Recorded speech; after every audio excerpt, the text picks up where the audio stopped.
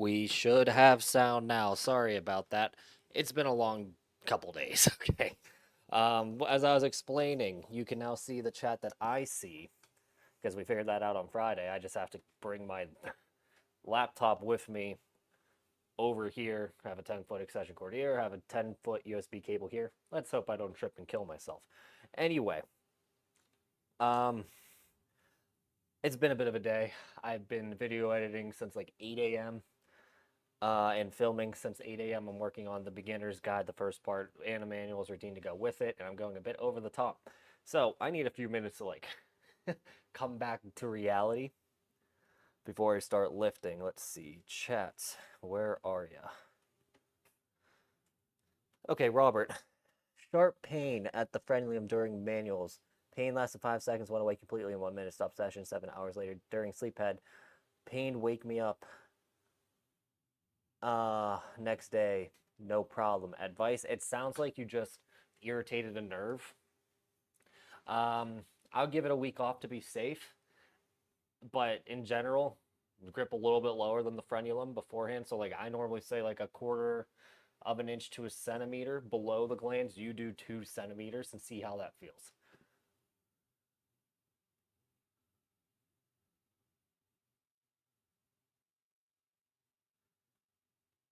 Past what price point do you get diminishing returns? I think getting the big bundle from Peak Mel Physique, only $120, but the Apex looks promising too, although missing accessories. Trying to think. I really like the Apex, so much so that I really want to stock it, and I'm trying to bully them into letting me sell a lighter version of it on Peak Mel Physique. That being said, the big box is going to be able to do everything right away. The only issue with the Apex, it's only really for length. So if I was you, I would get the big box, get used to using all that equipment for the first couple months, and then save up for the Apex or the lighter variant of the Apex. I think they call it the Apex DIY. But basically, you'll grow with either. I just think you're going to need a penis pump eventually, especially for erection quality and girth. But I'm biased because I sell the big box, right?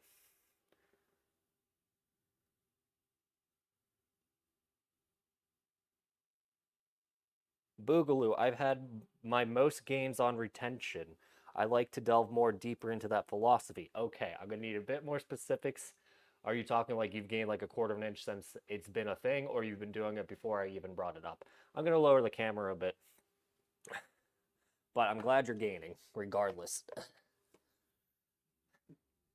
While I fix this, we might be relocating this daily stream back to my office for a bit because I got every homeowner's worst nightmare, and I got collapsed pipes underground over there. Luckily, my wife's a boss and remembered that this house kind of sucks and got increased insurance specifically for that kind of damage. So instead of it being tens of thousands of dollars potentially, it's only going to cost us $250 out of pocket. So thank God. But yeah, it's not going to be fun here for the next couple days as we figure out and get quotes and all that kind of shit. Anyway, super chat from Exercise Flower. What is a good routine for hunched posture? So there's a few things going on with hunched posture, and I'm not an expert by any means. But basically what happens is you're at your desk all day, right? And you're doing this and doing this and doing this. Eventually your chest gets tight, pulls your shoulders forward, and the back muscles get weak, causing your shoulders to even pinch in more, and then your rib cage basically pulls down your spine, so you're like this. First, open the rib cage. Easiest way to start is just by pressing up on an object, like a doorway is the best bet. Opening up the chest, looking up. Then we're going to come back, pull our shoulder blades together, making sure the chest stays nice and tall while we do it. You're going to do both of those 2 to 3 times a week. And additionally, we need to get this posterior chain stronger. So we're going to need to do like lat pull downs, rows, any kind of thing. Anything that's going to really build up the latissimus dorsi and spina erectors is going to be your best bet. But with hunched posture like that, stay away from deadlifts for a bit because you're going to be used to being in this curled position, right? And when you put a lot of weight on your spine, there's going to be a lot of weight right here because you're not actually transferring the weight properly.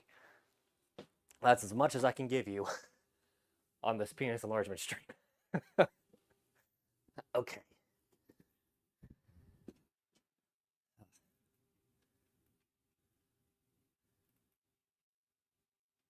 Robert, 4 days later, did pumping with his frenulum issue, 7 inches HD, no problem. Next day, up to 8 inches, a little tender. Next day, 9 inches HD, still tender in that area. Okay, so tenderness is a good sign because that means you didn't actually like destroy a nerve, right? I just think a week off is going to give you enough time to recover, and you won't have to really worry about it long term, hopefully. But you know, you never know if these like knick-knack injuries. Do you think the apex is best for length? I fucking love the apex, and I probably gained. I'm trying to think.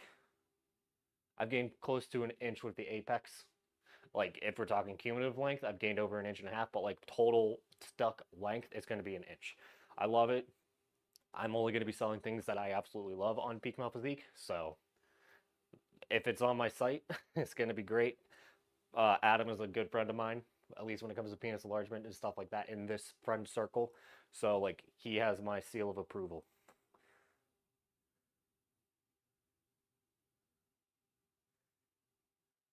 Let's see.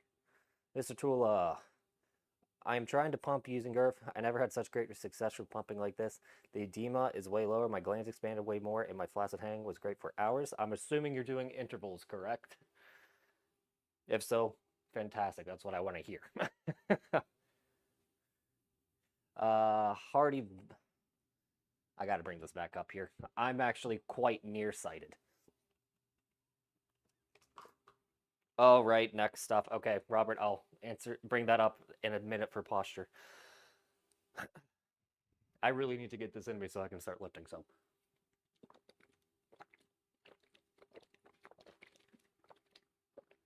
Oh, yeah. Ugh. Still not done. Thank you for the super chat, Jay Cooper. You guys really don't have to be sending me money. But, where were we?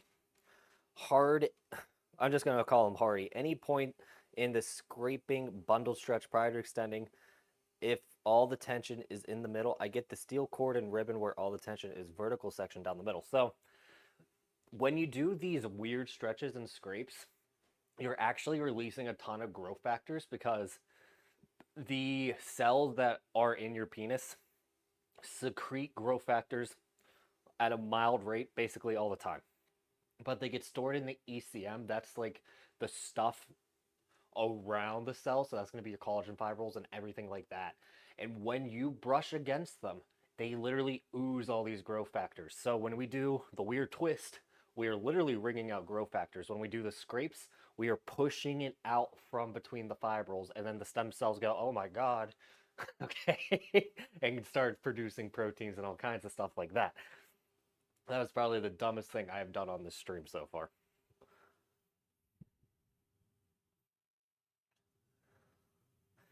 Brad, I appreciate you hosting these. Quick question. Get insane edema from 5 inches to over 6. I'm assuming you're talking about pressure. I've lowered to 5 inches of mercury to start and max at 7 inches of mercury. Oh, shoot. 2 by 1 set. Should I be worried about not gaining any recs? So, edema, it depends on the person, and it kind of sounds like to me, if you're getting insane edema at, what was it? Oh, so you're saying you get like an inch of edema. Brad, can you retype that question a little bit more clear? How do you get this edema and how much compared to baseline? And then I can answer it better. Kenny, what's up? I'm hitting expansion, but on the low end, I try to minimize edema. Is this okay? How important is hitting expansion? So if, thanks again for the super chat exercise flower, but I'll answer you in a second.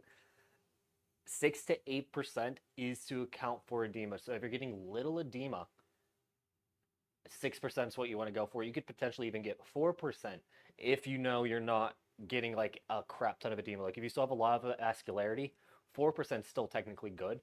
It's just On the safe side, I say 6 to 8% because you're not going to be able to mitigate all edema. So we want to be slightly over the length recommendations for expansion.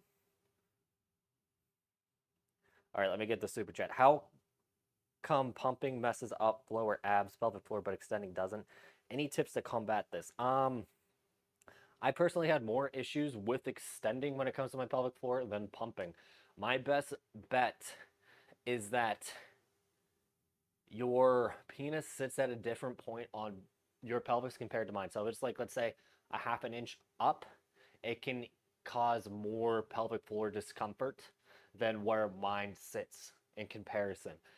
But when I extend, particularly if I extend straight up, it kind of literally like pulls my pelvic floor out of place since I'm pulling it up, and that's such a weird motion in general. If it's causing lower ab issues, I think you're probably confusing it for some like lymphatic vessel pain. So like you literally have lymph vessels right here and here. And like if you get them swollen from, let's say, doing too much pumping, and then when the swell migrates out of the penis, these lymph vessels can get kind of swollen. And that's what you might be feeling and confusing it with lower ab pain. But if you literally mean like lower abs here, let me know and we can try to work it out.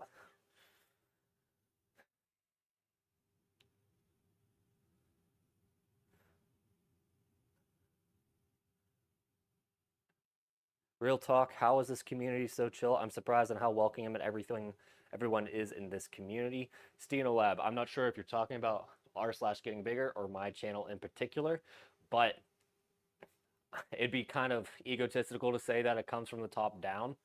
But I also think a lot of these guys in general are just generally here for self-improvement.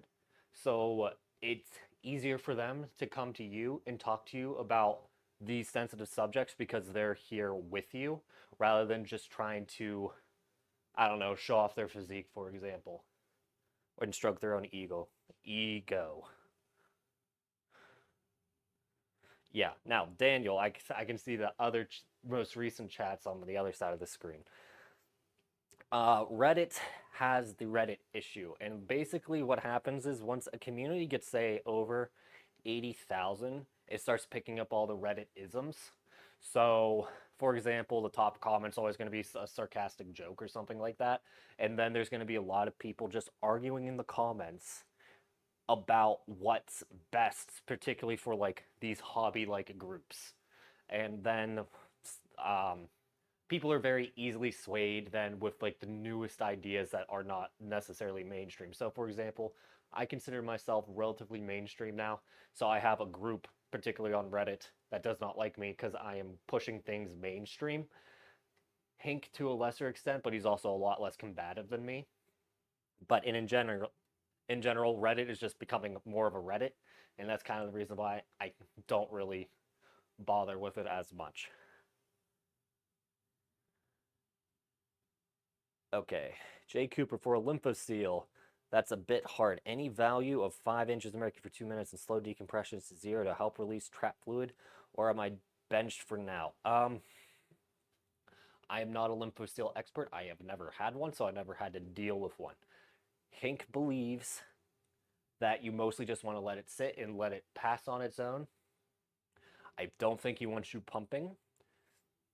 Light massaging around the area could potentially help, but at the same time, it could cause damage if you're not careful. So, best bet, minor inflammatories. So, like that'd be like any NSAID pain reliever, and then just let it cook. Essentially, let it clear out on its own.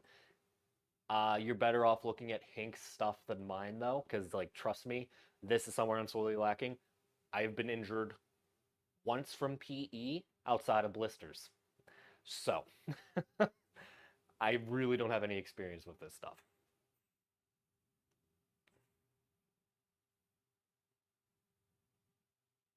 Taking a day off, Dong has that fatigue feeling, listen to your body. So, I was supposed to do PE today. I did end up pumping, but like, I don't think I'm going to be able to fit length in today. But the main thing in general, most of the time for me though, I'm kind of babbling. Hold on. Most of the time for me, it's not that I can't do PE physically is that I don't have time to do PE, and that's when I incorporate my rest days. Today is going to be a particularly busy day, so I just can't sit around with an extender on for a half hour. But you should definitely need to listen to your body. It's just I never really get to the point where my EQ is dropped because I get something else to count for my rest day, even though I don't technically need rest, if that makes sense. Okay, mustache. Hi, BD. Should I upgrade to a bigger cylinder? I fit a 1.75, but get donut edema rolled down under my circumcision, and it balloons and squishes against the cylinder wall. So, in general, it comes down to how fast you fill the cylinder. So, if you can fill the cylinder within 10 to 15 minutes, get a bigger cylinder and have it on standby. Half of your sessions do with the smaller cylinder. When you're about to pack it, jump to the bigger cylinder.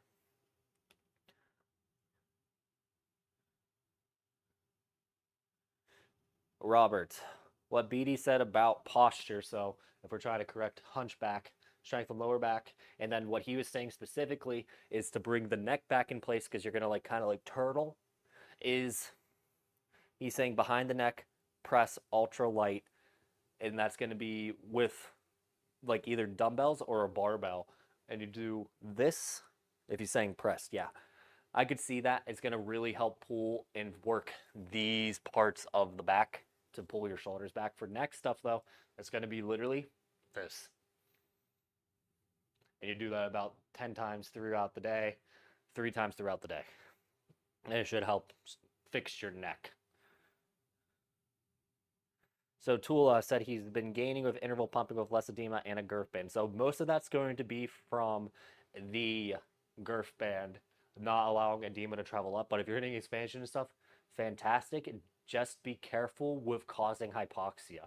And it's more so an issue for me because I have like a big base. So I squeeze into a tube and then I put that girth band on.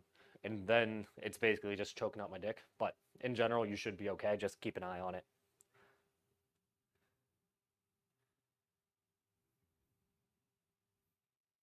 Steno Lab, you and Hank disagree on soft clamping, or is it just using toe seals that you just agree with? Hank seems to like soft clamping. I don't think Hank likes soft clamping. I think you're confusing him with someone else on that take. The first time Hank ever tried to clamp, he got soft clamps for like 2 or 3 weeks. And hopefully he told you guys that. If not, I let out a little secret. But he is pretty much anti-clamp. I think clamping's useful for certain people that have lymphatic issues, and then for hypoxic clamping. So like that's going to be mimicking blood flow restriction therapy, but I wouldn't consider Hank pro clamping. Okay, so Brad, this guy says he's getting too much edema, Brad. If you're going from 5 to 6 inches of girth, there's a really good chance it's going to be all edema because your penis can only reasonably expand about 4 to 8%. So like 10% is going to be about 5.5. So you're going to be slightly under 5.5 without edema unless you have really bad erectile dysfunction. It's possible, but I doubt it. So this is what I want you to do just for troubleshooting. Pump up for your first 2 minutes and then immediately come out of the tube, put a cock ring on, get erect, measure that. And then that's going to be the delta you want to go off of. You want to be about 5% bigger than that size when you come out of the tube, okay?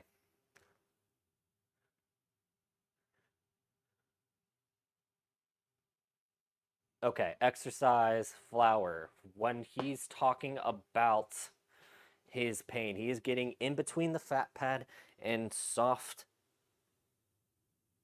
and belly button. So between here and here, when we're looking at anatomy, the suspensory ligament starts literally right here, and then it merges into the fascia of the abdominals and obliques. So if you have a relatively tight suspensory ligament, any pressure compressing against it can cause pain to potentially radiate up into the fascia here. So what I would recommend is get a slightly larger tube if you can, or get some thick pump sleeve. A pump sleeve is something you put at the base. It kind of looks like a donut. You stick your dick in it, and it's going to limit how much pressure is placed onto your pubic bone. See if that helps.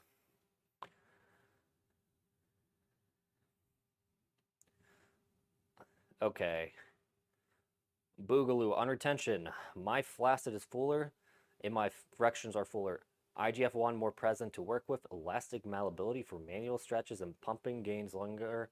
Longer retention makes me over plateaus. Okay, were you the guy from the very beginning?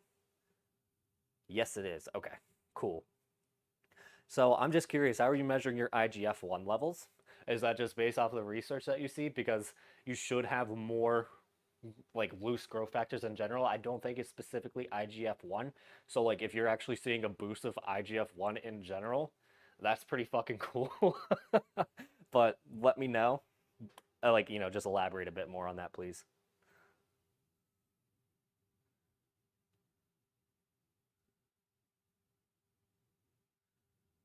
Okay, Bog did manual stretches a few months ago and got a bit of nerve damage. 6 months. It's been about 5 or 6 months since. Okay, sorry. It's been about 7 months since. I promise you I can read. Since the injury, I started to get tingling here and there, but they still have numbness. Is there a good chance that'll heal 100%? More than likely, yes, just because you have the tingles. Those tingles are basically your nervous system trying to rewire itself. And if you're able to feel it where you didn't have feeling before, that's a really good sign. But it's still going to be probably another 2 to 3 months to actually see this increase. I would not recommend doing anything crazy except for maybe light pumping to pull in more nutrients into the tissue. But like when I say light, less than 5 inches of mercury.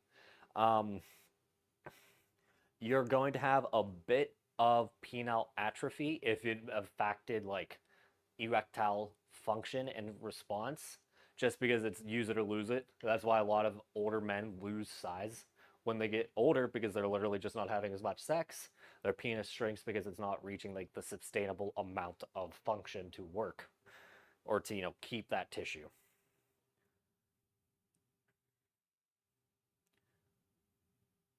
Bad posture things to do if you're at work. Be pretty funny if you're listening to this at work. Hands on your hips, shoulder blades together. Yeah, I could see that. Hands on your head, move your shoulder blades together. I could see that too. One of the main things I did to like really fix my posture, now that I think about it, and my basement is a mess for a bunch of reasons, but pretend I am against a wall here. Elbows stay against the wall, butt stays against the wall, ankles stay against the wall. Start up here, pull all the way down. Start up here, pull all the way down. I guess the back of your head's against the wall too. But that really kind of taught those muscles to work in tandem for me. So it's probably more of an advanced exercise. But like that was something good for me when I had a bit of programming posture.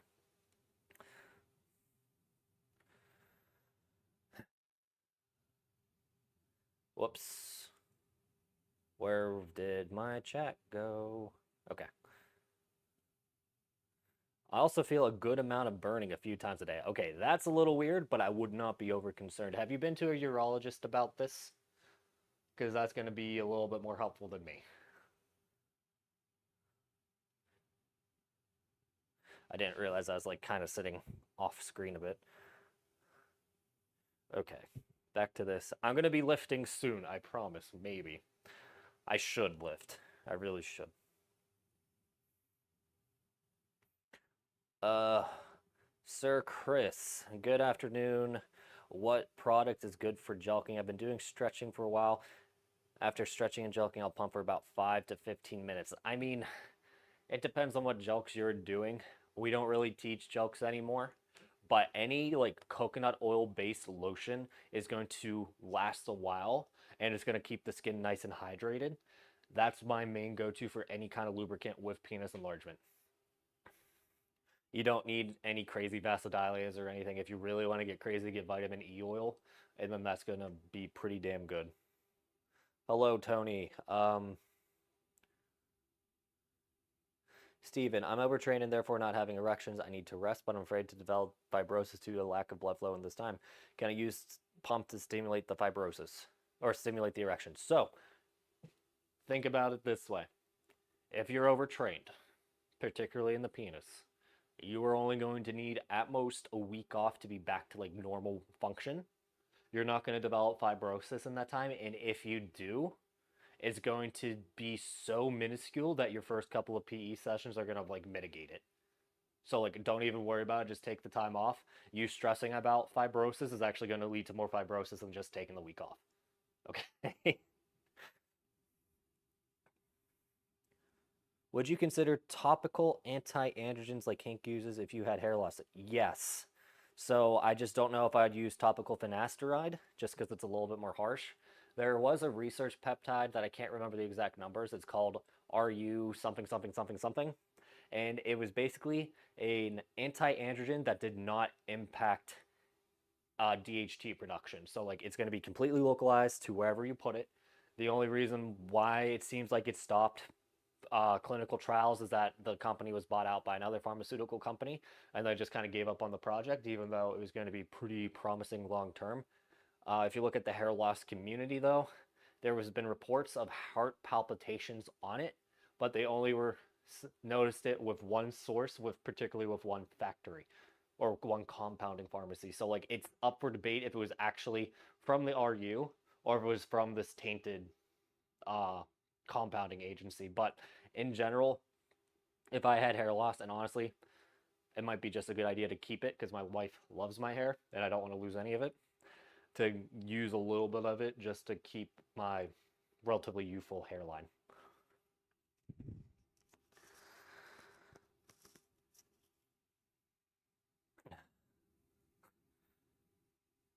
Hitman, did you know you could save more money on car insurance by switching to Geico? No, you can't. I was on Geico, and they're literally charging us like double for the same cars on like a local insurance would. So we switched, and we got better home insurance with it too. So don't do Geico. Most of these big chains kind of fuck you over when it comes to like insurance and stuff because they kind of use their reputation. But in general, their policies are going to be overpriced, and their I don't know why I'm talking about this, but in general, their policies are going to be overpriced, and they're going to be looking ways to weasel out of it more often because it's more about money to their stockholders rather than helping their customers.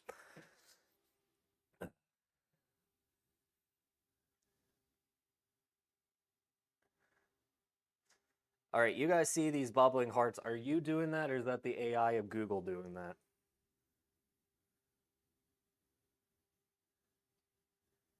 I don't know what this is. That's all what I'm saying.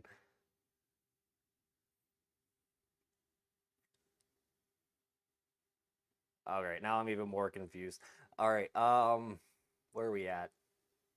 We're looking for like Geico question. All right, is it possible to get traction on the shaft without the cup and solely on the silicone sleeve? Traction without the cup. Wait, is it possible to get traction on the shaft without the cup and solely rely on a silicone sleeve? You would need a compression hanger because it's going to work through friction at that point. So a compression hanger, particularly male hanger, would be a good bet. But like people have been doing this. It's just a different type of device. You're going to need a little more weight. Hello, Devion. I'm just going to call you Diva. All right. Sir Chris, how many days on and off for pumping is good? So, this has been a bit of a change in my most recent routines. You want to pump a little bit twice a day, every day. And this is just enough to like fluff you up. I'm going to teach you to have a bigger flaccid and a bigger erection over time. Essentially, the collagen that's in your penis is going to learn to take this perfect shape for size. And then about 4 to 6 days a week, you actually do a fatiguing workout. So that's going to be like actual relatively high pressure, relatively long, so like 20 minutes instead of 10 minutes. And you're trying to blow up that tissue past where it normally gets to. So between doing this retention stuff, AM and PM, and the actual fatiguing work, you're basically going to be over dilated all day. And if you look at the rat studies that particularly Hink likes to go off of, that over dilation all the time is what leads to the most changes in shape, not necessarily new tissue, but the fatiguing aspects of the routines that I teach are what produce new tissues. Sorry, I get really excited talking about this because it's like I finally cracked the PE code, and it all makes sense to me. It's like the Neo of PE almost.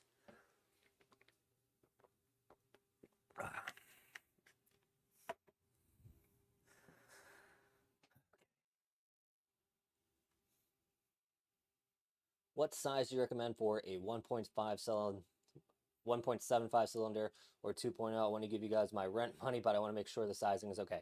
So 1.75 is going to be good up to 5 inches in girth. 2.0 is going to be good up to 5.75 inches in girth.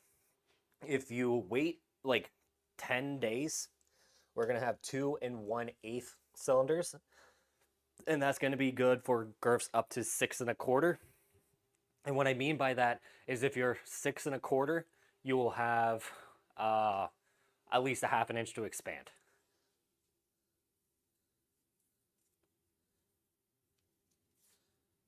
Kenny, my D is slightly purple in my retention sets. Is that okay? Or do I need a smaller cock ring? If you're purple, that means you're not getting good oxygen, which is normal. But again, this is why we limit it to 10 minutes, so that way that hypoxia doesn't become any potential negative. So slightly purple's okay. You do not need to go any tighter though.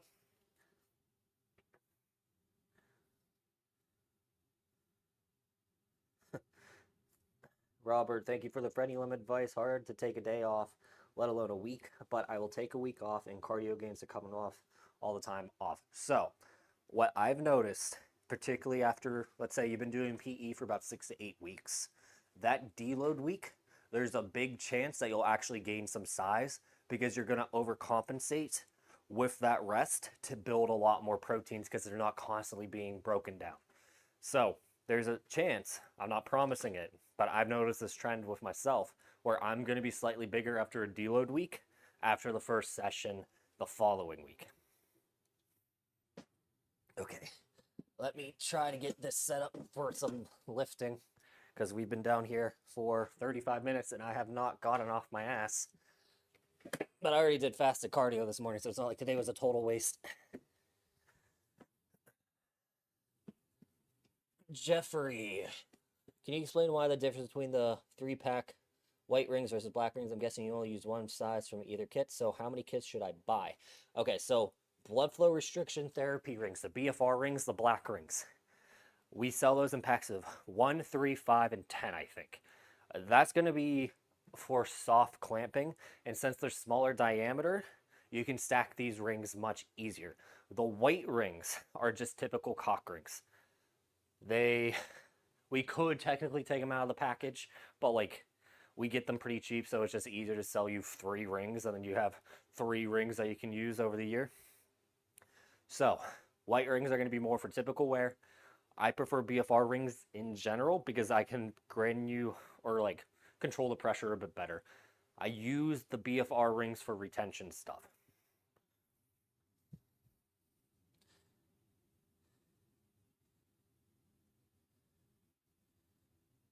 Okay, Alexander, is doing 3 sets of 5 once a week my main focus of length good, or should I do enough? Do I need more girth work? So, pumping is going to help build blood holding tissue, right?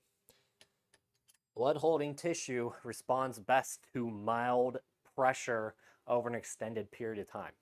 If we're growing in this direction, we need to fill out the tube as well in that direction. So we're going to need some kind of blood holding tissue development to make sure that we can push out the tunica completely, right? So you're going to need probably about 10 minutes a day of pumping when doing length. At least when you look at my old stuff, that's what I say.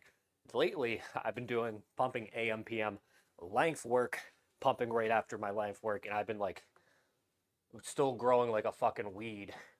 And I think I put on a little bit of girth too since then. Thank you for the super chat. Is that PewDiePie's chair from like 2019? Anyway, who said that? Sir Christopher. So thank you for the $10. Again, guys, you do not need to send me super chats. If you're going to do anything, buy my books, because then you get my content for free. Well, not for free. You get all my updates for free for life, and you get something out of it. So instead of just giving me money and YouTube taking half of it, get my book instead if you really want to support me. But I don't really do these streams for earnings. I do them just to teach. And am I off screen? I feel like I'm off screen.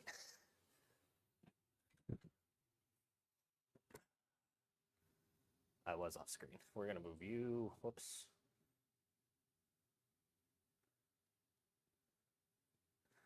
All right, over here. And we're going to turn off that chat overlay.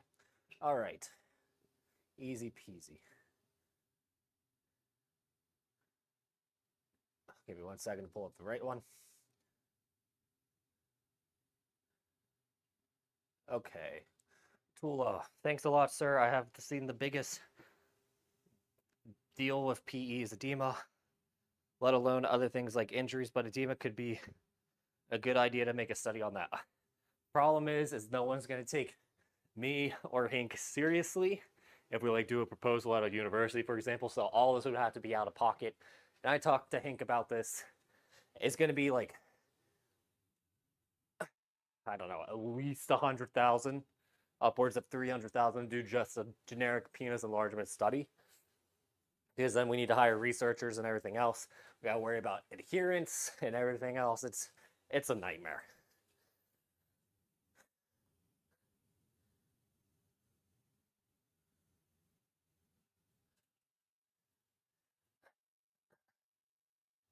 Destroyer, you're welcome. Again, this is my livelihood, but I really enjoy teaching in general, so it's fun. Let's bring up that.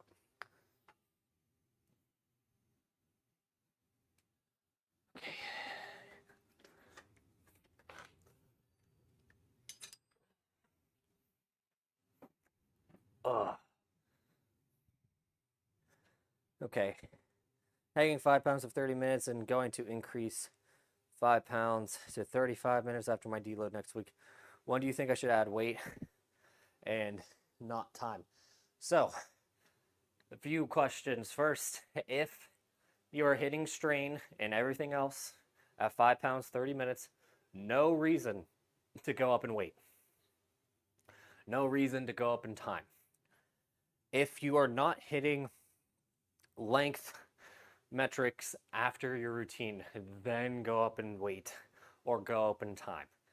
Generally speaking, 5 pounds is a bit on the lower side for long-term gains. I get my best results between 8 pounds and 12 pounds. So if you don't see gains in the next 2 months at 35 minutes, jump up to 7.5 pounds, but go back down to 30 minutes and then work from there. Additionally, what I did, particularly with hanging, is if I couldn't handle 7.5 pounds the entire way through, I just dropped down to 5 at the halfway point whenever it felt like it was too much. It's more important to get enough time than it is just to get enough weight.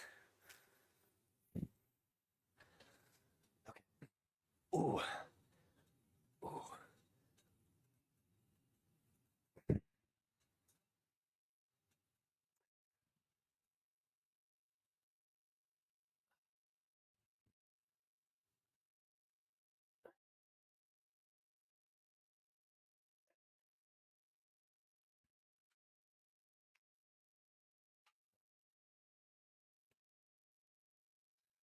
Okay. Bog, for more context on my comment, he's the guy with nerve issues. I only started getting these strong burning and tingling sensations around 5.5 month mark. I haven't done any PE of any kind. I noticed it when it's strong burning sensation since it started. That's when I started seeing improvements in sensitivity. So, like I said, nerves are fickle assholes. Okay, it's gonna be a bit for them to turn on. Now this is gonna be a bit of a product plug, but Shield at Leviathan Wellness is designed for nerve support, and one of my helpers, we'll call them, significant other has sciatica, and they've seen really good improvement. Sciatica is when you have like burning and tingling sensations in your lower back, either because of like tightness in your leg muscles. Actually, no, sorry. Sciatica is when you have burning sensation through your legs because you have tightness in your lower back and glutes, pinching off the nerves, and then that can cause like tingling and tightness in your legs. That helped them a lot for whatever reason. I don't make the supplements, I just sell them. Hank can give you a 40-page dissertation on why Shield is one of the best supplements ever made. But if you want to take a shot at the dark, try out Shield. We do actually have a discount code on it. Use HINK20, so HINK20. Let me just type it in to get 20% off of Shield. There. And it should be good to go. Anyone can use it, by the way. We're trying to move that stuff because it got kicked off of Amazon. But that's a story for another day.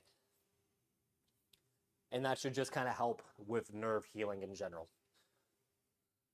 Back to chat. Hello, Infinite. Okay, there was a bit I missed, didn't I?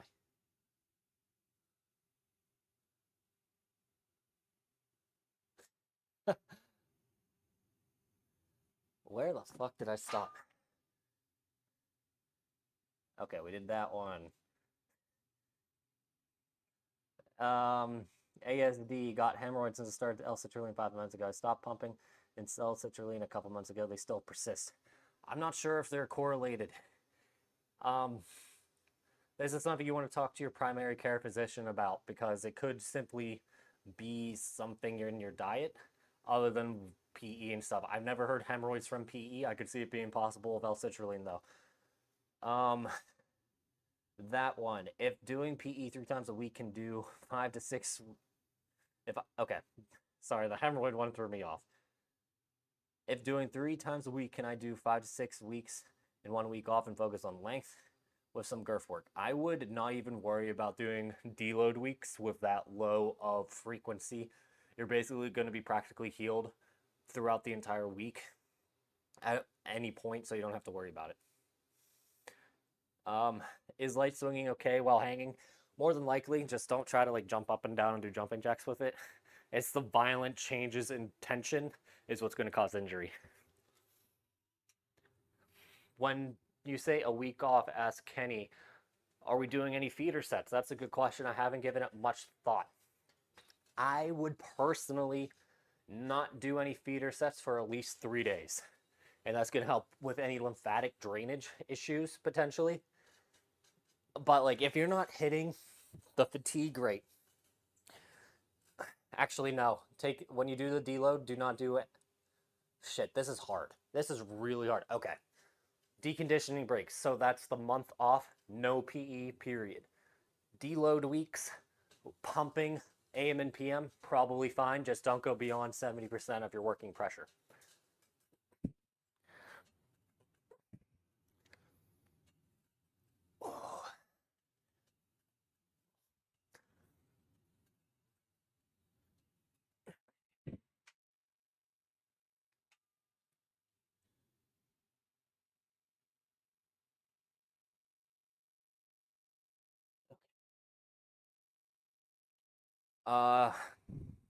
Diva, he's new to getting bigger. Where do you recommend to start reading stuff? I read yours and Hank's initial guide. So if you're looking at my stuff, right now I have 2 things available that's relatively pertinent to everything else I teach. That's going to be the interval length protocol and interval pumping. And that's going to be like the meat and potatoes of all of my routines. And then currently I was editing the new beginner's guide for this channel literally before this. So like I made a new beginner's routine with new demonstrations. I made a new, hi, this is BD, blah, blah, blah. This is the basics of growth. Much better done than my very first video on the subject. But if you can wait like 2 days, there's going to be a very good starting point for you. But in general, if you go to my Pornhub, there's going to be a beginner's routine from 2023, very similar to what I'm teaching now. Start with that, and then use that as like a catalyst to other things to come. But like in general, for your first 3 months, I would say do manuals only just to get used to it. And it's like a much less time or money investment.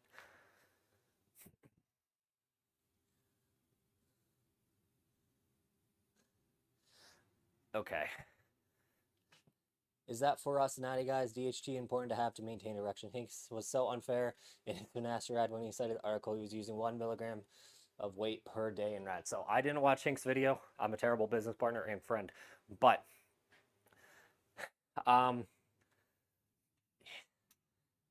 finasteride, I think, is a little overprescribed. And I think a lot of guys are more DHT sensitive than they realize. Any sex hormone is going to mess with your brain beyond just arousal response and sex stuff.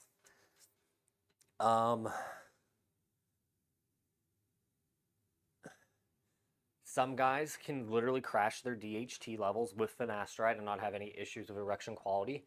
But some guys, any minor changes in their DHT levels could cause some relatively severe libido reductions. So, in general, start on the lower side with finasteride. It really depends what's more important to you. Do you want really good hair or really good libido? So, again, I don't look at my hair. I have not needed to take finasteride, so I can't speak much of it. I haven't had to look into it too that much, so I wish I could be more help.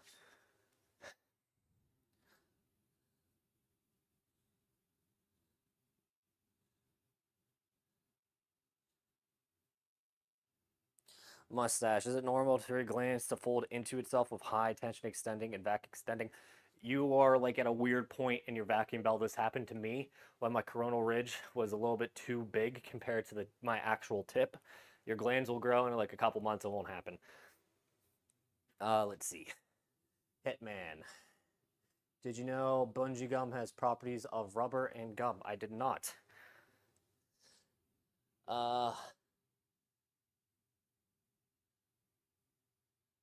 Infinite. Basically, that was what made. He's basically saying people used to say that pumping was the slowest for games, and it's because they were pumping wrong.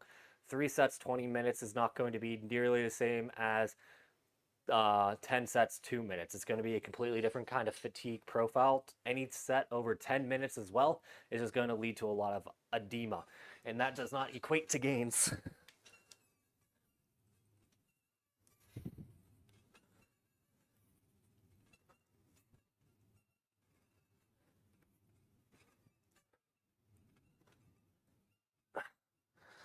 Stretch. Oh. And down. Okay.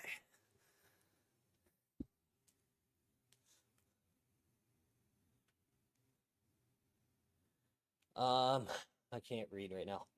Bit of a head rush on that one. Let's see. Vital facets. Why don't you recommend using edema for foreskin restoration? Is there some danger to it? I didn't even know that was possible. So, my main thought process is that edema in general can slow down the healing response, because if we're pulling in fluid, we're literally making it harder for nutrient delivery and the stem cells to actually be able to transport and proliferate, just because there's more shit to go through. But if it works for foreskin restoration, it's a bit of a different story than penis enlargement.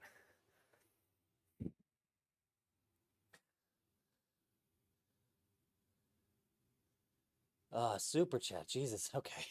Guys, what I say about giving me money like this?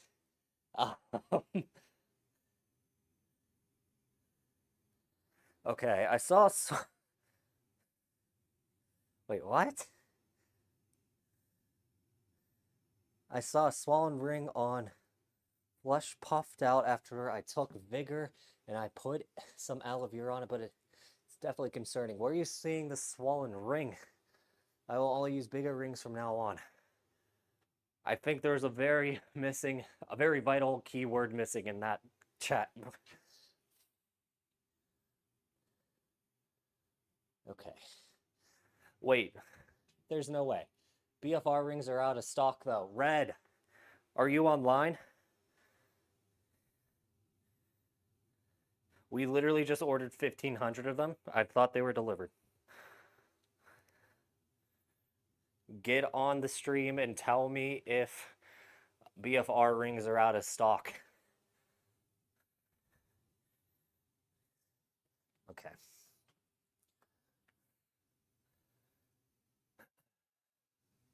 PG, I was pumping, I was getting pain in the pubic area above my Johnson. I'm guessing then pressed on the nerve where was much pain after work. Afterwards, I taken a week off. Should I take more time off? If the pain subsides, you're probably good to go. That kind of injury is more so like a bruise rather than any like significant damage, so you're probably okay. You probably want to get a thick pump sleeve or a bigger cylinder just so you can kind of spread out that pressure a little bit better.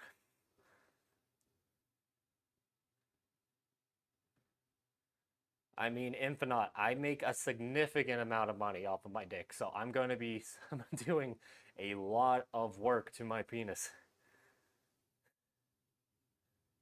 For extending manuals, so I'm assuming you mean stretching, Robert. Are there directions that should not be used?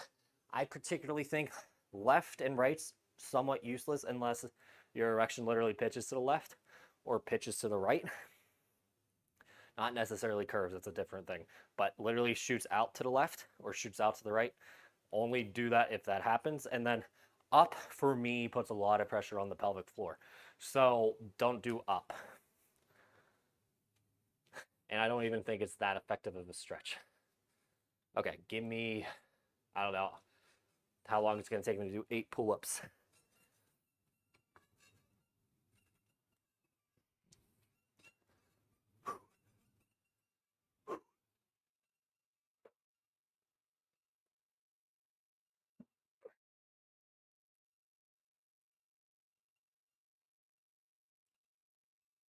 I think that was 6.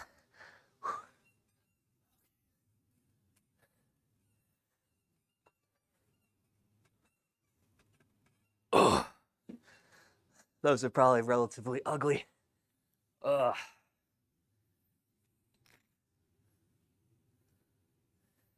Yeah, a lot of injuries in this chat today. I wonder what y'all are doing.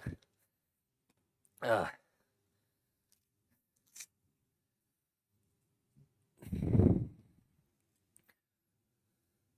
Okay, PG. If you're having pulsing pains like that, you really pissed off the nerve bundle. You're gonna need at least another week off, maybe potentially 2. And like I said, figure out a way to dissipate the pressure right there. Some guys are just built to have that nerve bundle very superficial.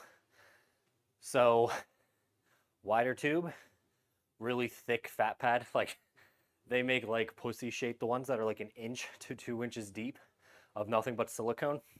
That's gonna help a lot. Ugh.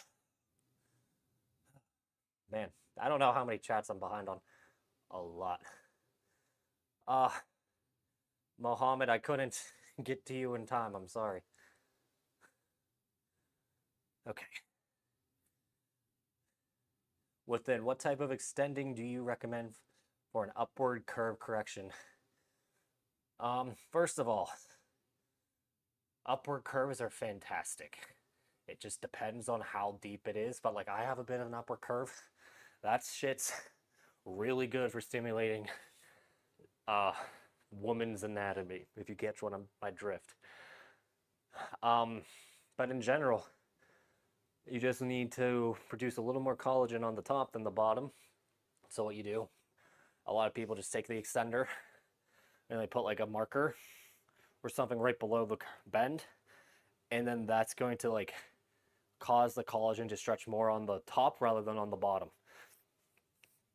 But like I said, upward curves are pretty good unless they're like coming back around at you. But in general, I wouldn't worry about it too much unless it like actually causes discomfort for sex.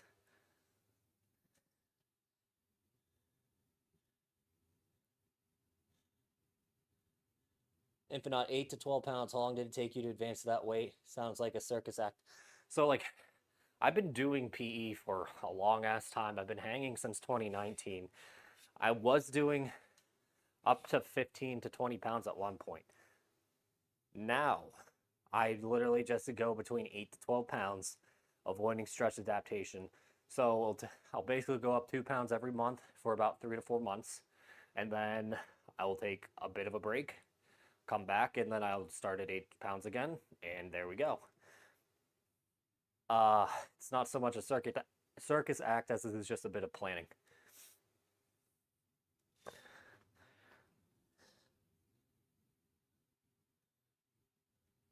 That one gained a quarter of an inch, and he's been doing PE for 3 months. That's pretty good.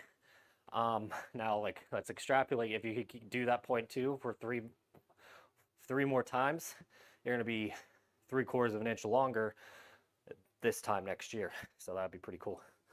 Actually, it'd probably be an inch longer this time next year, huh? So just keep up with it. Okay, PG, I got this ring under the glands. It's more noticeable when flaccid, and the tiny part is it's all a bump. It's not really there when erect. Is it the start of sclerosis, do you think? I don't know if it's sclerosis. It does sound like a lymphatic buildup. Again, these are good questions for the Hink subreddit.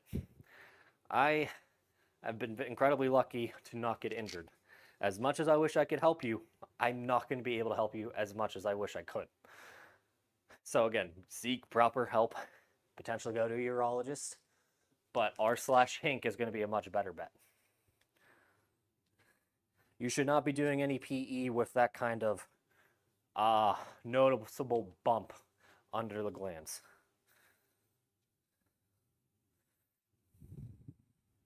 Infinite, I'm guessing that's what it takes to get to 9 to 10 inches. Most of us won't need to get to that weight, surely. I mean, I get most of my clients up to about 8 to 10 pounds over the first 6 months. Just in general. Like, most research shows stretching starts at about 4 to 6 pounds of tension and tendons. So, like, if we extrapolate that to the penis, it's a pretty good place to start. One of the main reasons why I think extenders below 5 pounds of pressure are useless. Okay, let me get this done. Time resistance band. Oh, that's not gonna do much. All right.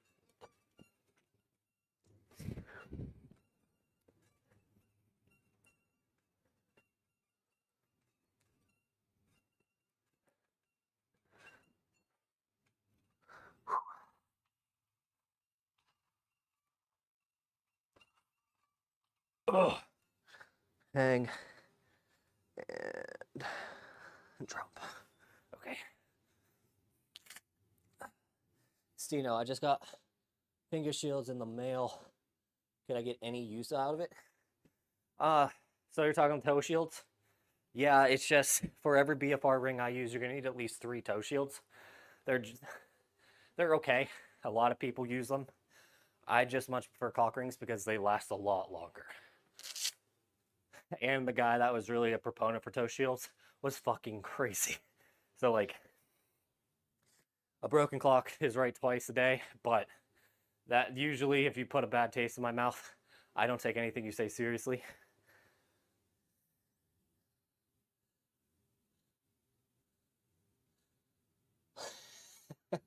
Also, Hank definitely put soffit clamping in A tier 11 months ago. Maybe I changed his mind. So I'm trying to do live streams with Perv and Hank separately. I can ask him about it. I really just need to watch his fucking videos, but that ship has sailed.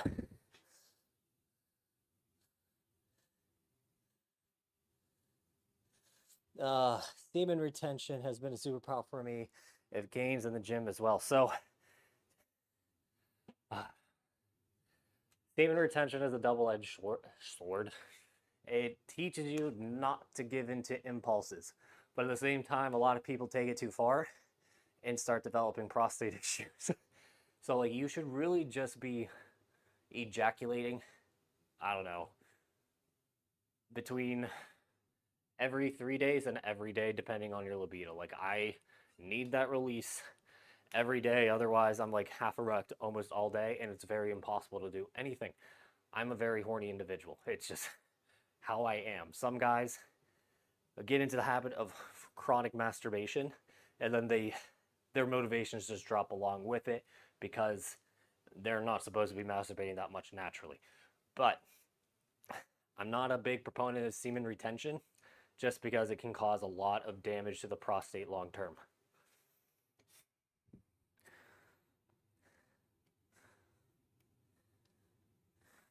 Christopher, thank you. You don't have to get my books though if you don't want to. Like, I put a lot of work into them, but I teach, but everything I do is on this YouTube channel or in Reddit for some extent. It's just my books are very organized compared to everything else. So while I appreciate it, it's not a necessity.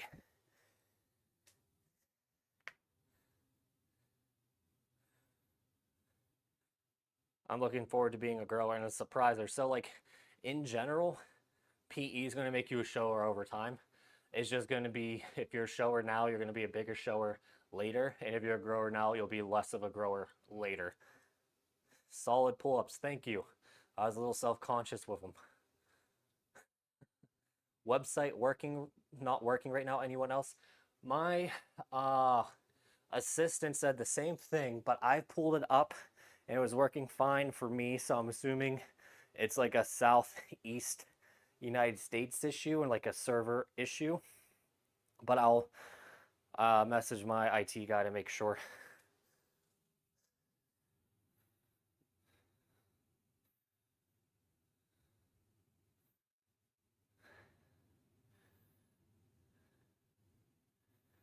Let's see. No, says Red. Okay. Fantastic. So there's no BFR rings in stock right now. They were ordered. I'm going to have to make sure that we still have them coming in. Anyway.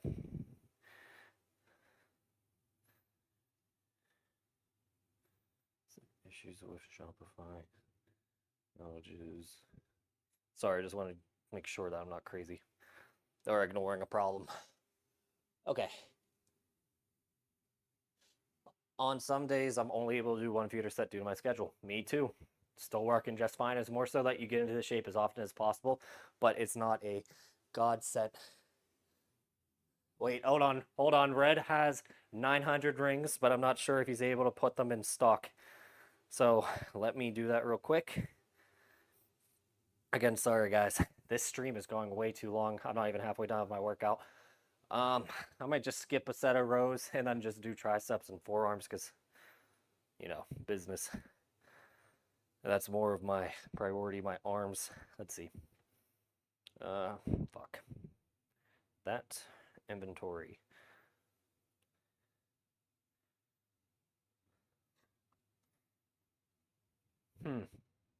Well, there's 85 10 packs of BFR rings, but that means it's probably improperly coded. Yeah, so BFR rings are available. There's 170 at the time of this. Red, if you are watching, make sure that I did not just screw up stocking by overstocking when we don't actually have it. The fine fin's working, but peak melt isn't great. Okay, that should be fixed tonight. It's either Jesus or Jesus. I'm assuming Jesus because Luna. Anyway, sorry, last week I checked when I bought the hanging kit. It was out of stock, so I bought the white ones and said, well, thanks, my guy. Thanks for making me think I was being bad at managing stock, but it's all good. Okay, Caleb, when I meant to say the skin near the ring is puffed out and look like the ring, I thought it went away after taking some vigor and applying aloe vera. Sorry for the confusion. So you'll get a bit of a ring bite after wearing a ring because it's literally compressing into the skin. Skin is very easy to leave a mark on. So like if you like sleep on your side and the blanket's a bit ruffled, it's going to leave a nice big mark for 10 to 20 minutes after you wake up.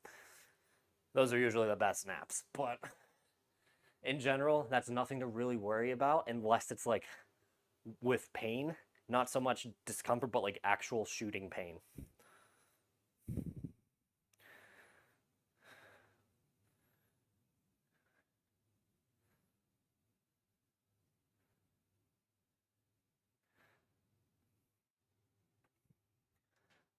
Okay. Okay, PG, yeah, I was using a thick-walled cylinder, now defunct, and that basically has no flange. What a flange is a bit of plastic at the bottom to dissipate the pressure.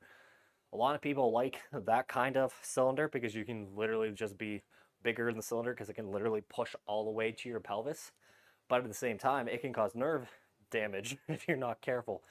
peak male physique has really wide flanges. A little annoying for my preference, but like it's probably the more safe way to go about it because it keeps your testicles out of the tube as well. You don't have to do peak male physique. There's a bunch of people that sell wide flange, but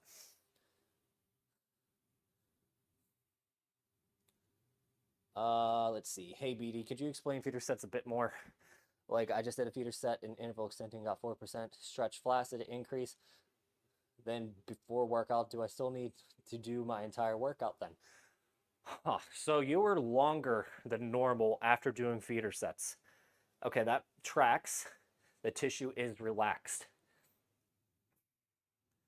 If I was going off the top of my head, you want to use that stretch flaccid and compare that to your after length, and that should be roughly 2% longer if I am correct. But, you know, don't try to overdo it, get into that 2%.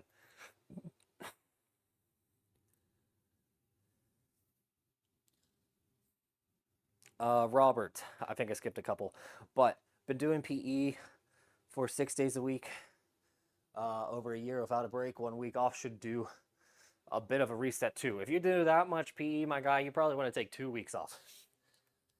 That's just going to allow any, let's say, nagging injuries to fully heal, and any tissues that need to produce full amounts of protein essentially to do so. Week 1, do nothing. Week 2, add in those feeder sets. Week 3, do 2/3 of your normal routine. Week 4, back to normal. Probably do a little bit less weight too.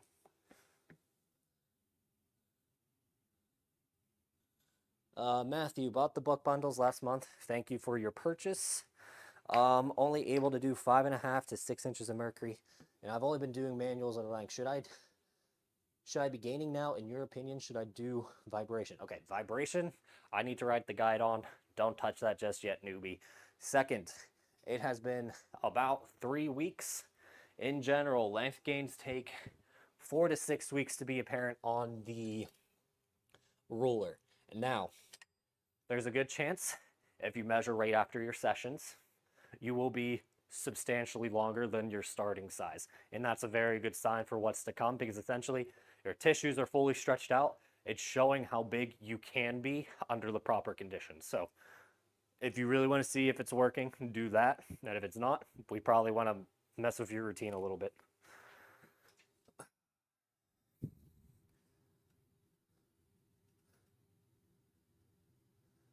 Destroyer, I've gained near an inch and never extended with more than 8 to 9 pounds. Well, it's entirely possible. It's a relation between time and weight. And what I've noticed is with most people only have about 40 minutes to an hour to do penis enlargement, if they're lucky. That weight range is going to be enough work for the most people to get length gains in only 40 minutes. Now, if you do 2 pounds for 4 hours, that's going to be the same thing doing 4 pounds for 1 hour.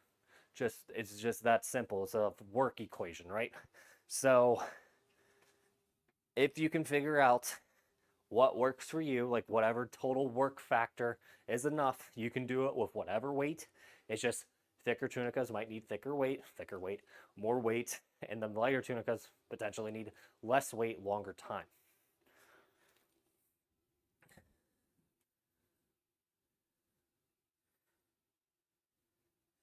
That one, is the newbie routine going to be on Pornhub?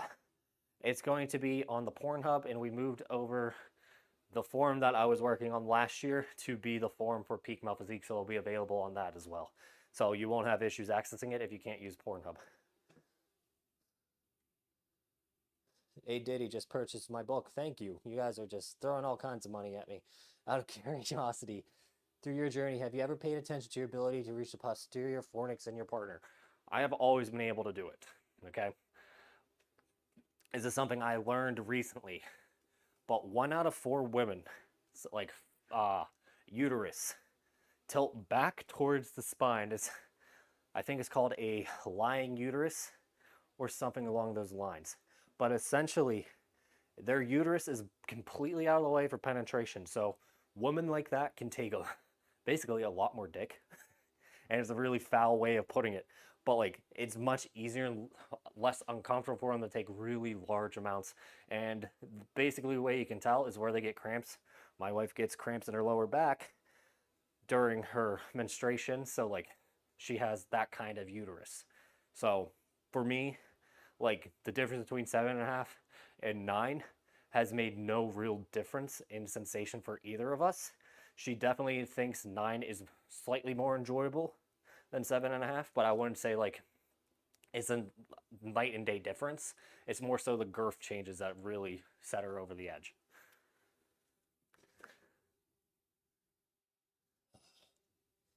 Um, okay, sorry, I was busting my cool.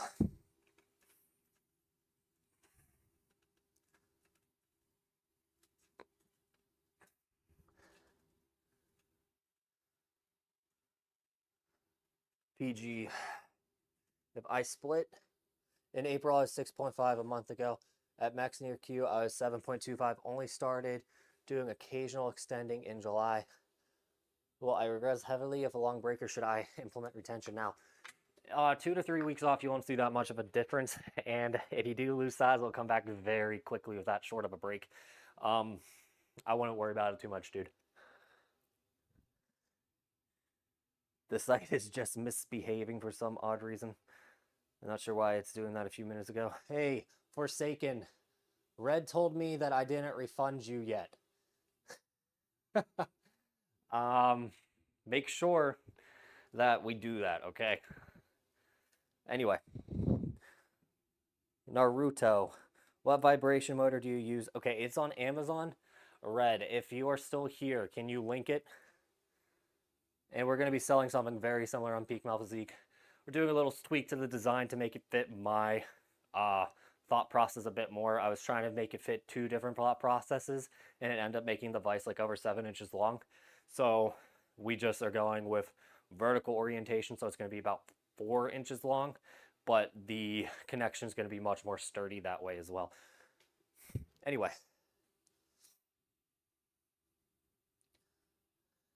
Ash Jordan, for advanced guys who does PE for more than 3 years and has stagnated for the past year, all he has his hand in a pump available, would a routine be good 70% length and 30% girth with retention? So if you've been going for 3 years and haven't seen gains for a year, probably a good time to take a month or 2 off, let the tissue reset, and then come back.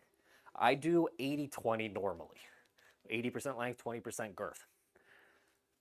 But 70-30, it's in the ballpark. I would not write it off. Forsaken, I have a question. One of the mods on /Getting Bigger says he takes his Cialis before his beds to get max blood concentration during his sleep. The medication peaks and dips. Cialis lasts for 31 hours in your bloodstream. It does not, like, wait, hold on. It's an elimination knife. Give me 1 second.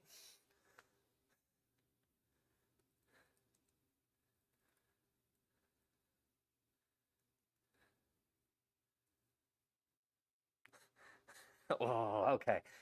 Cialis has a half-life of 18.5 hours. So it depends on what they mean by half-life. But if it's like the true definition of half-life, half of the Cialis will still be in your system 18 hours from now. So it will take 18, 36, 42, 64.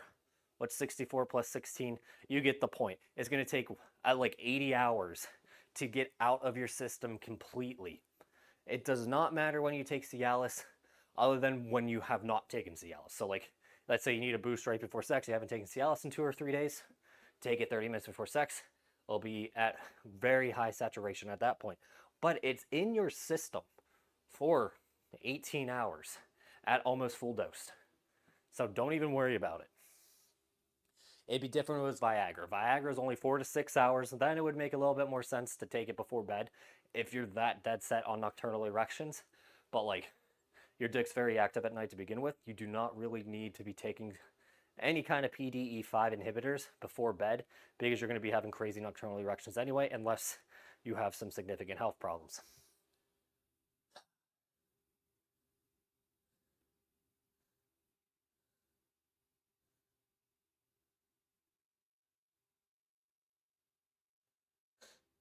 Okay, rather than skip rows, just lighten the weights and go non-stop. I'm just not feeling it, dude. That's a good way to put it. I had a killer chest workout. I didn't sleep that well last night. Killer chest workout yesterday, and my elbow's acting up, so I'm just being lazy. I'll be honest. Nacho Macho, how do you feel if the pump is calibrated correctly? I have a huge amount of pressure. I go in hard and pump up to 20 milligrams. It zeroes out. There's no pressure. That sounds a little weird.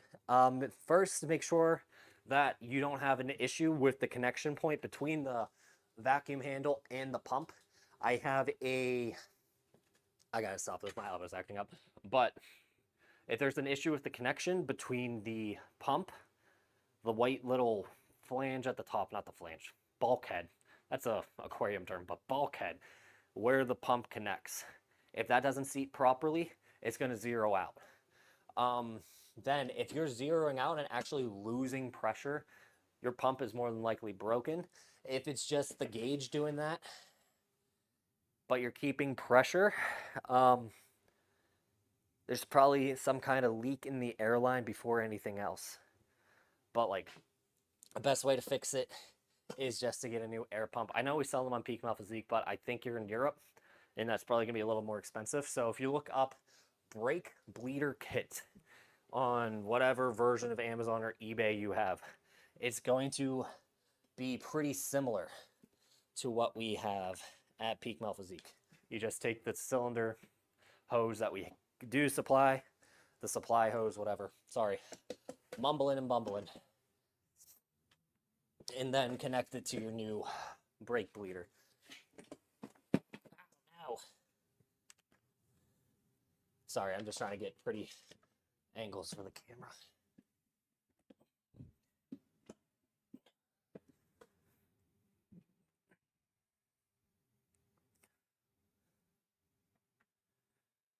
Okay, so back to Forsaken. He wants his peak to be during his sleep. As far for games, does it matter when he takes Cialis? No. Will Cialis be better if I take it before sleep because the Cialis peaks during my sleep? No. Okay, trust me, my guy. If you're going to take Cialis, if we're talking optimization, we want to use it during our session. So like if we're really trying to get this mythical peak, but if you're taking Cialis every day, it's going to be chronically in your system anyway. Take it 20 to 30 minutes before your PE session.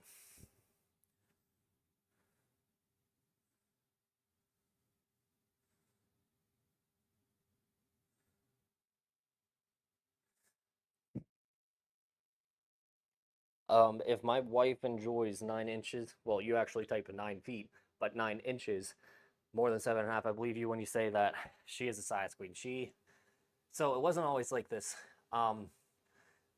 She's been on birth control for about 3 or 4 years, and when she originally went back on birth control, back in 2021, there was some just issues. You get some swelling and stuff when you fuck with your hormones. Pretty common. But then she went on an anti-anxiety medication, and that like allowed her to fully relax. So like for the past 4 to 6 months, she's been like a true ass size queen. But yeah, it's funny because I used to tease her about it, and now she just admits it finally. And I think we should do a better job just not hurting people's sexualities, I guess. But you know, another topic for another day. Thanks for posting the engine red.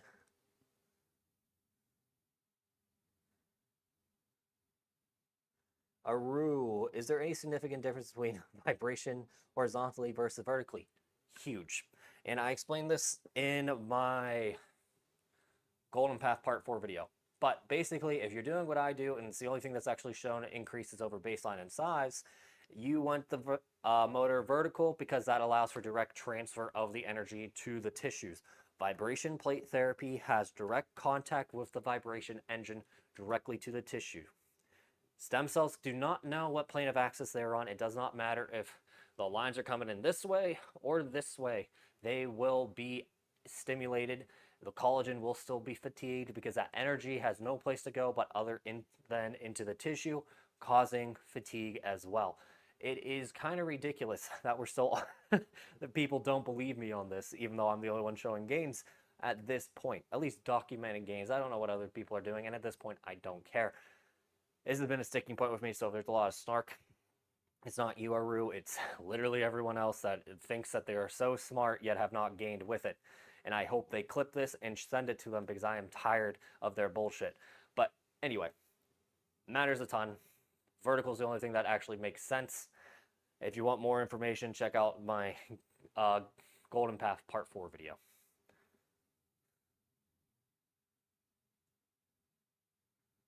Ash Jordan, it's not so much that I'm trying to read the question slowly. There's just a lot, and it's easy for me to miss.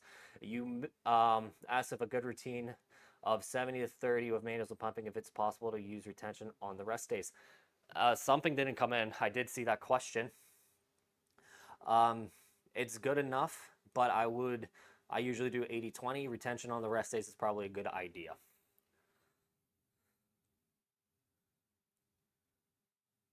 How hard should I be when I pump? Ask Alexander. As hard as you can be. You do not necessarily need to be hard the entire time, but like the initial insertion into the tube, you want to be near max size, if not at least 80% erect, to basically make it so that your tunica is not going to be fighting you since it's already expanded.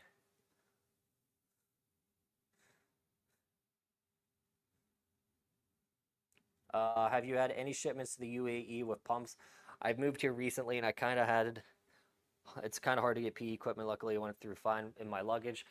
I think we had to shut off shipping to the Middle East in general because, you know, arbitrary sex laws and, you know, impurity and all that shit. So I apologize, but like we lose money every time we ship to the Middle East, UAE included.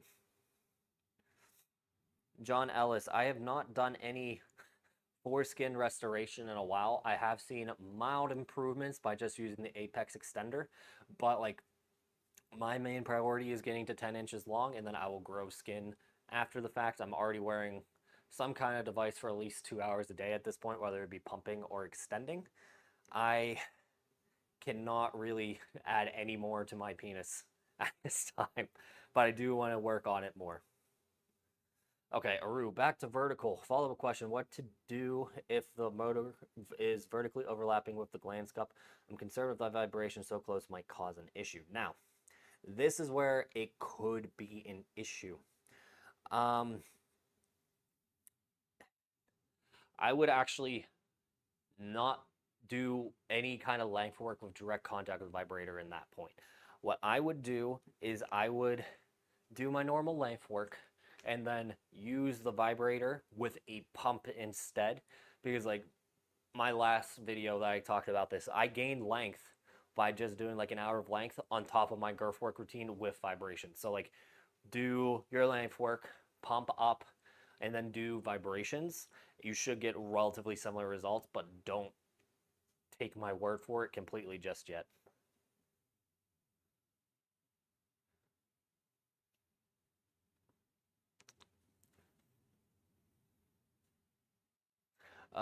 Forsaken, when you're 10 inches long, you're going to be like 9 inches bone pressed. Yeah, I mean, the problem is that it's still not going to look that big on me. And I don't even want to say like 10 inches is like my hard limit on size. Basically, whatever my wife can enjoy comfortably is going to be my hard limit. So whether it's 10 inches, 10 and a half, 11 is going to be like whatever she decides is it. But my main short-term goal is getting to 10 and then focusing on girth for a year or two the same way I did for length and go from there.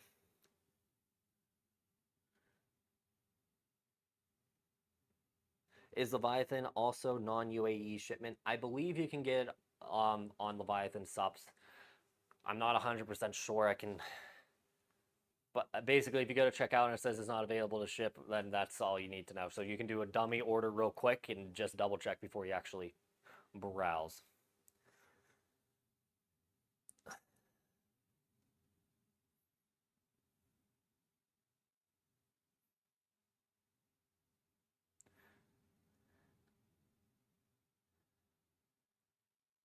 Okay. Most underrated PE technique. I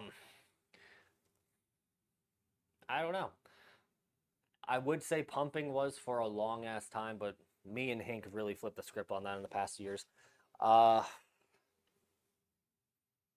it would have to me, I think a lot of people still don't utilize tunica release enough, and that's just like that entire blanket term. But to me, like I did explain this a bit better in my basics video that I just edited. It secretes growth factors, and like that's half the battle. So like if we're massaging the tissue, it's literally going to ooze growth factors, and that's what causes stem cell activation and stem cell migration. So if you're doing PE, the 5 to 10 minutes of massage mechanics during the time of PE is going to be a huge benefit beyond just making it easier to stretch. Uh, the last question for today. Speaking of pumping, is the pump sleeve recommended when pumping? It depends. I don't usually use one, but I know a lot of people really enjoy using it. For me, my base is really big compared to the rest of my shaft, okay? Um, so any kind of like occlusion around the base ends up being more like a cock ring than it does like actually help keep skin out of the pump. So depending on your shape, yes, I have a very large taper, so excuse me, pump sleeves are not always the most comfortable thing. But that's going to wrap it up for today. I think this stream went a little bit better, at least it was easier to follow along. Hold on, Robert. I believe doing manuals prior to pumping does a bit of tunica release. It's a type. Any kind of elongation release is going to cause tissue relaxation. It's just if you overdo it, you can stiffen the tissues if you're not careful. Very hard to do it that way, but what I mean is like, harden the tissues and cause a stress response rather than a relaxation response. Different topic for another day.